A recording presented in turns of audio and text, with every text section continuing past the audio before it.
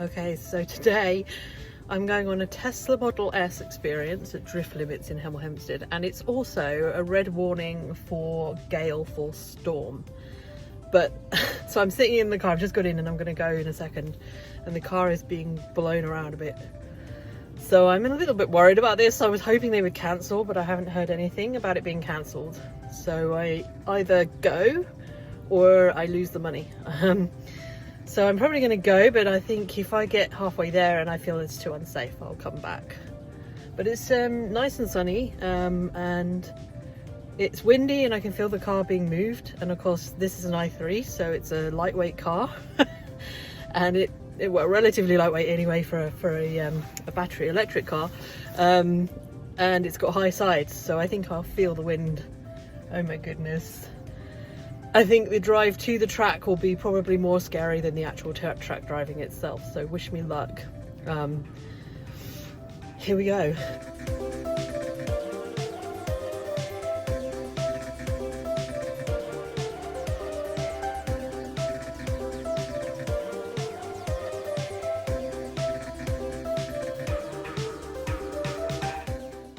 Hello, yes, I survived, so I got there fine actually. I was actually quite worried, as you could tell from the previous video, about the winds and about how the i3 would be with it, but I have driven in the wind before obviously, but nothing quite as bad as it is today.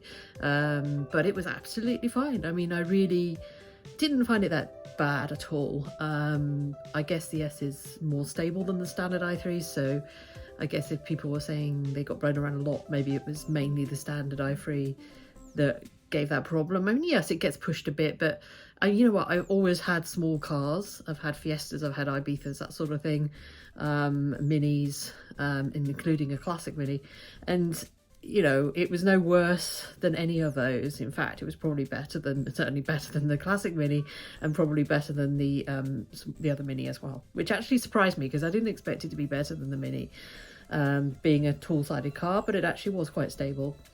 The only time I really felt it was when you went over an overpass, or you just came out of the shelter of trees and suddenly there was a side blast. It did move me a little bit, but not too bad. I've certainly been in worse. So that was actually really good. So how was the Tesla Model S? Well, I've never driven a Tesla before, and I've only been in a Tesla once, and that was a Model 3 Performance that was driven by someone who was showing off, and it wasn't a particularly pleasant experience. Being a passenger in ludicrous mode when they floor it isn't particularly pleasant. But anyway, so this was a Model S P90D. And it's a big car. I've never really had big cars, so I'm not used to driving big cars anyway, but it's certainly, for me, it's a very big car. It didn't feel it too bad, but you could feel the weight. It's a very heavy car, very powerful obviously as well. It's the first time I've ever driven on a track other than actually just doing a mini parade lap, a mini day, so it's a different experience for me as well. But the Model S really made it very easy. It's very, very easy to drive, and I was a little bit worried about the power at first, but he put it in chill mode for me, and actually in chill mode it was almost disappointingly slow. It felt slower than the i3S. I don't know if it actually was slower in chill mode, but it certainly felt it, and I think maybe that's part of the reason why I kind of just felt like I didn't have as much fun in the Model S as I expected to, and it didn't thrill me as much as expected to. Even when he did put it into ludicrous mode and we got to the straightest part of the track, and we sort of stopped, and then he made me floor it. Yeah, we went really fast, but it didn't really feel like it. It didn't, to me as a driver, maybe because I was driving, it didn't really feel the same way that the Model 3 had felt when I'd sat in it as a passenger. So I was a little bit disappointed in a way. I mean, I'm sure he said, oh, it's going up to 80 miles an hour. And given there wasn't very much space, so it was literally seconds, we were up to 80 miles an hour. But it kind of didn't feel like that to me. It felt like 50, and it almost felt the same as the i3 at 50, you know, so I guess because it's a much bigger car, you're much more insulated from what's going on outside. You kind of don't feel it as much. But I have to say that the handling was pretty good. You couldn't really put the power on while you were cornering or even out of a corner. You had to be almost dead straight before you could really put the power on. Otherwise, the traction control system would kind of take over and stop you doing that. And because of that, it felt very smooth and very safe. And actually, the power delivery, I was a little bit worried about it because the i3 is quite... It feels like a pent-up, especially in sport mode, it feels like a pent-up racehorse. It's always wanting to go, right, on the edge like that. And that is, you know, I'm used to it, but it is quite fidgety in a way to drive because of that. You have to be very subtle. And I was a little bit worried that the Model S would feel a bit like that. But actually, it didn't feel like that at all. It was very smooth, the power delivery.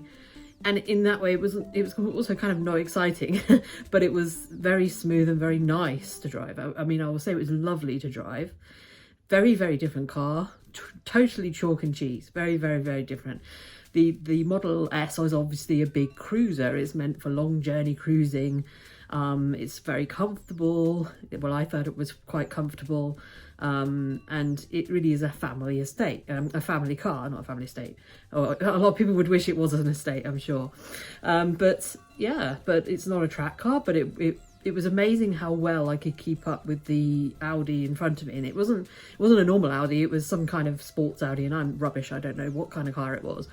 But it was a sporty Audi. It wasn't just a normal sports car, it was kind of one of their top of the level kind of sports cars. And I was keeping up with him and pretty easily, to be honest. I wasn't really even pushing it that hard. Obviously they were probably an amateur as well, but it's the first time I'd ever been to track. But the Model S, sorry, just made it so easy to do that. And I think that's why I felt like it didn't really give me the thrill, because it was just too easy. It was just too flat in the corners. I mean, it's very impressive how flat in the corners it was, because you'd think a big heavy car like that, it would roll like anything. It doesn't. It really doesn't roll, and that's because of the suspension. So it's got some sort of active suspension that tightens up and lets go on different corners depending on how you're going around the corner. So it really stayed very flat around all the corners. Very impressive. You know, obviously the i3, it's not that bad, but it will roll a bit on the corners up once you hit its limits. And on a track like that, it would be quite easy to hit the limits because it's all like little, it's not a very long track and there's quite a lot of tight turns and chicanes and things. But I kind of felt like it would have been nice to have actually driven the i3 on the track, and I actually think I might have had more fun. Now, when he said, "Oh, let's get up, it's time that you've finished now, we have to go into the pit lane," I was really disappointed because I was kind of just getting the feel for the car, and I was getting a bit faster and faster each time. And maybe once I'd been on a few more laps and I'd really got the feel for the car, I probably would have had a bit more fun. But, you know, it's difficult to tell, but I just didn't feel quite that it had the thrill factor I really thought it might have done. It's a very good car, but what it is a family car. It's a family long distance cruising car, and that's exactly what it felt like. And it was kind of really relaxing, which was why it was almost not very much fun, because it was just too easy and too relaxing.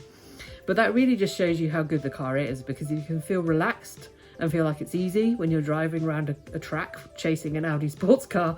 I mean, that really is impressive. I would not probably have kept up with that car in the i3. I'm sure I probably wouldn't.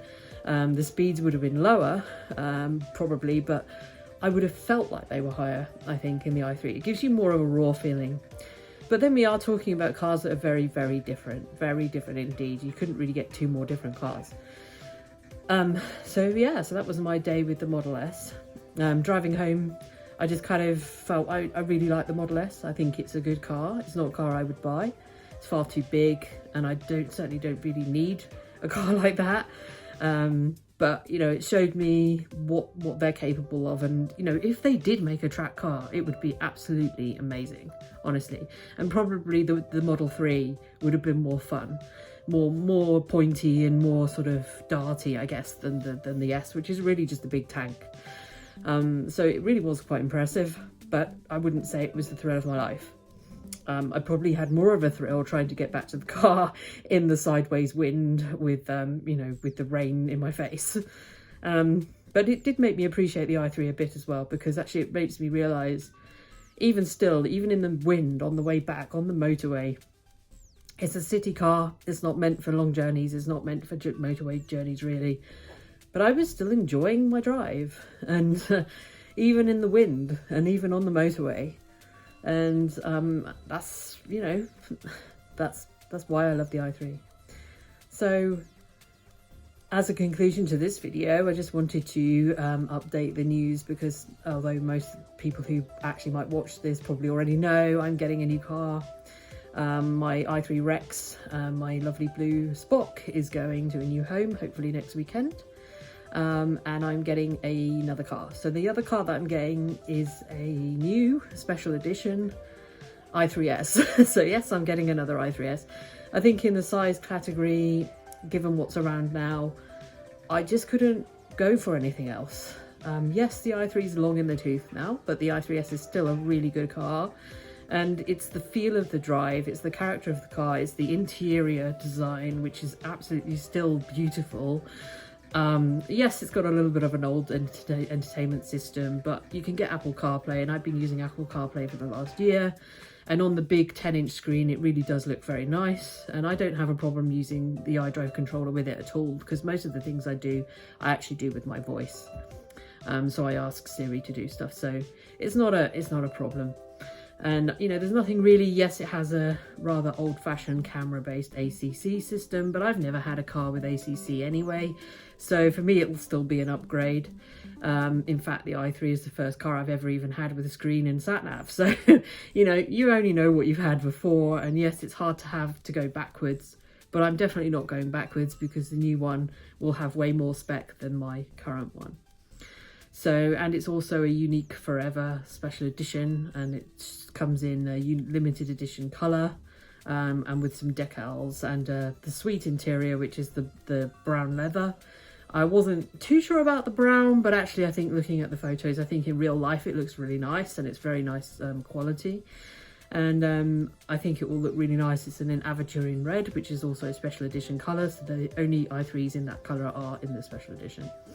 And I'm really looking forward to getting it, so I'll introduce it on the channel at some point. I know I'm not really a proper YouTuber. I do like 2 videos a year if you're lucky, but I'm hoping that one of my much more famous YouTuber friends might take my car and do an edition about it as a kind of tribute to the i3 as it goes out of production in June. So mine will be one of the last, not the last, but it'll be one of the last i3s, 22 plate, although I'll have it on my private. So I'm really looking forward to getting it. I should get it on the 3rd of March, and I'm really excited. And I really wish that hope that the person who picks up my old car will have a really good time with it. It's a fantastic car. There's nothing wrong with it at all. It's just really superb. And if it wasn't for the fact the i3 is going out of production, that the used prices are so high, and that there's this special edition coming, I would still have that car, and I would probably still have it for another 2 years.